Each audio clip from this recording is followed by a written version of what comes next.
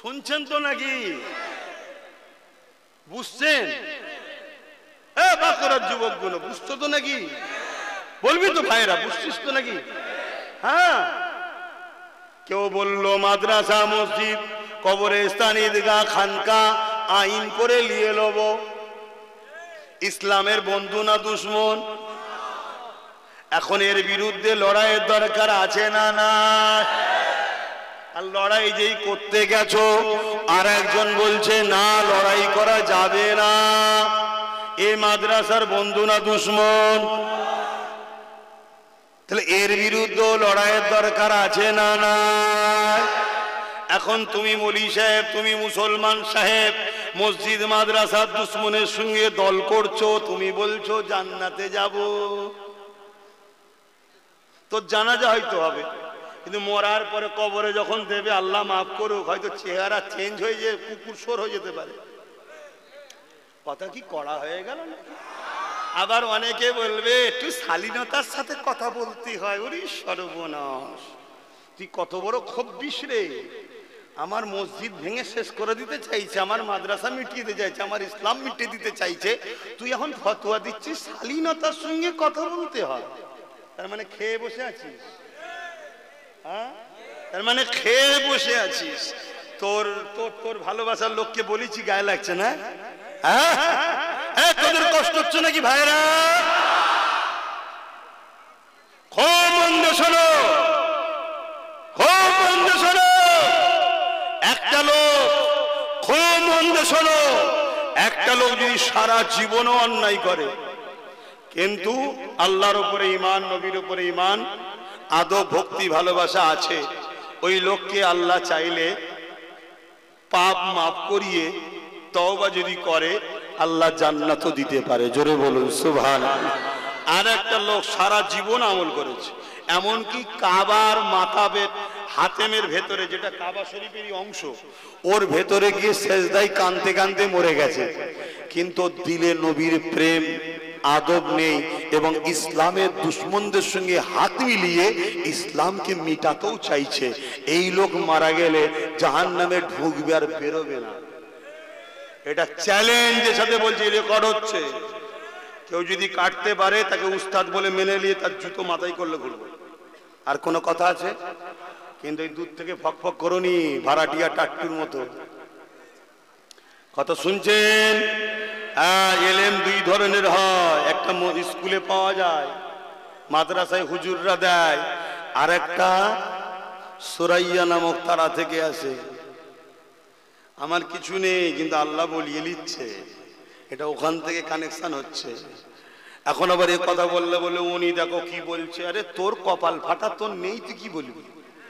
আমার আল্লাহ দিয়েছে তাই আমি বলছি। কেন আল্লাহ বলেছো আম্মা বিনিআমাতি রাব্বিকা ফাহাদ্দিস, আমার শুকরিয়ার প্রচার করো। তা আমার আল্লাহ দুটো চোখ দিয়েছে, বলবো না আমার দুটো চোখে দেখতে পাই রে, আমি কানা নয়। এই কথা শুনছেন তো নাকি? হ্যাঁ, আলহামদুলিল্লাহ বলে বলুন আল্লাহু আকবার। তো ভাইরা আমার, তাহলে কেউ যদি বলে মাদ্রাসা মিটিয়ে দাও, মসজিদ মিটিয়ে দাও, কবরস্থান মিটিয়ে দাও, ঈদগাহ মিটিয়ে দিবার প্ল্যান পরিকল্পনা কেউ যদি করে, তার বিরুদ্ধে লড়াইয়ের দরকার আছে না নাই? আর তার বিরুদ্ধে কেউ যদি বলে না লড়াই করা যাবে না, লড়াই করলে আমি তোমার সাথে লড়াই করব, তার মানে আমি মসজিদে রয়ে চিল্লাবো, সে বলছে আমার সঙ্গে লড়াই করবো, তাহলে এই মসজিদের দুশ্মন নয়? আল্লাহ নবী বলছেন অন্যায় দেখলে হাত দিয়ে রাখো। কে বলছে? আমার রাসূল বলছে। মানবেন না? হে মুসলমান, মানবেন না? আল্লাহ নবী বলছে অন্যায় দেখলে হাত দিয়ে রাখো, যদি হাতে ক্ষমতা না থাকে মুখ দিয়ে প্রতিবাদ করো, যদি মুখেও ক্ষমতা না থাকে অন্তর দিয়ে ঘৃণা করো। তাহলে কেউ মসজিদ মাদ্রাসা দুশ্মন হবে, আর দুশ্মনের সঙ্গে সাথ দিয়ে আমাদের কেউ দুশ্মনী করবে। এরা দুজন এক ক্যাটাগরির ইসলামের দুশ্মন।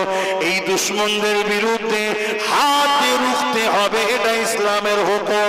হাতে হাতে যদি ক্ষমতা না থাকে মুখ দিয়ে প্রতিবাদ করতে হবে, মুখে যদি প্রতিবাদ করার ক্ষমতা না থাকে অন্তরে ঘৃণা করতে হবে।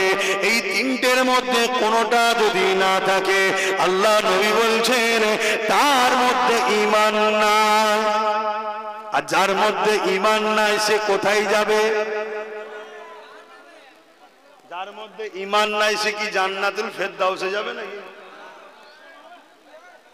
এখানে এখনো গুতোগুতি চলছে, এখনো যাই গেলে ঝগড়া হচ্ছে, কি হবে বলেন? আমার ও শোনে, আমি হাসতে হাসতে বলছি ঠিকই, কিন্তু বাঁচাবার জন্য অজ করছি, পেটের জন্য নয়। আচ্ছা, এই যে অজগুলো করছে আমার দুশ্মন বাড়ছে না কমছে? আর আমি যদি প্লেন বলে যেতাম বাবারা নামাজ পড়ো, রোজা রাখো, বাবাকে ভালোবাসো, ও কি কি করছে দেখার দরকার নেই, বাবা আল্লাহ আল্লাহ করো, আমার দুশ্মন বাড়তো? দুশ্মনরাও বলতো ওই হুজুরটাকে লিয়ে আয়, আমরাও চাঁদা দেবো কি? আর আমাকে নিয়ে এলে দুশ্মনরা কি বলে? জলসা কত দেবো নি, প্যান্ডেল ভেঙে দেবো। আবার থানায় প্রশাসন বন্ধুদের ফোন করে, আব্বাস ছেলে দাঙ্গা লেগে যাবে। শুনছেন না শোনেন? কত রকম ভাবে চেষ্টা করবে জলসা রোকো, বাড়ি বাড়ি গিয়ে বলবে চাঁদা দিওনি, আব্বাস নবী দাবি করেছে। আস্তাগফিরুল্লাহ বললেন না? জোরে বলেন, বলেন আস্তাগফিরুল্লাহ। আমি আপনাদের কাছে স্বীকার, আমি কি বলেছি নবী? আমি কে বলেছি? নবীর গোলাম। আমি যখন নবীর গোলাম দাবি করছি, আমাকে কেউ যদি জোর করে বলে নবী দাবি করেছে, সঙ্গে সঙ্গে সে কাফের। শুনছেন? ফতোয়া বলছে সে সঙ্গে সঙ্গে কাফের। জোর করে একজনকে নবী বানাচ্ছে। এদের হুঁশ না কেন? এদের জুলুমের বিরুদ্ধে আমি বলেছি, এদের চোর নেতা নেত্রীদের বিরুদ্ধে বলেছি। এদের মাথার কাজ করছে না কিভাবে একে দমন করা যায়, কিভাবে কি করা যায়। পেরেশান। ওরে কমবক্তা, আল্লাহ যদি কাউকে বাঁচায়, টিকি ধরে তোলে, দুনিয়ার কেউ তাকে ঠ্যাং ধরে নামাতে পারবে? আল্লাহর উপরে ভরসা রাখ, ভালো হয়ে যা, তওবা কর, ভালো হ। প্রকাশ্য কলেমা রদ্দ কবুর পড়লে, তওবা করলে পরিবর্তন হয়ে যা, আখিরাতটা ভালো হবে। তাহলে রাসূল কি বললেন? অন্যায় দেখলে হাত দিয়ে রোখো। হাতে প্রতিবাদ হয় না, হাতে রোখো, হাতে ক্ষমতা নেই। দ্বিতীয় অপশন রাসূল কি বললেন? মুখ দিয়ে প্রতিবাদ করো। অর্থাৎ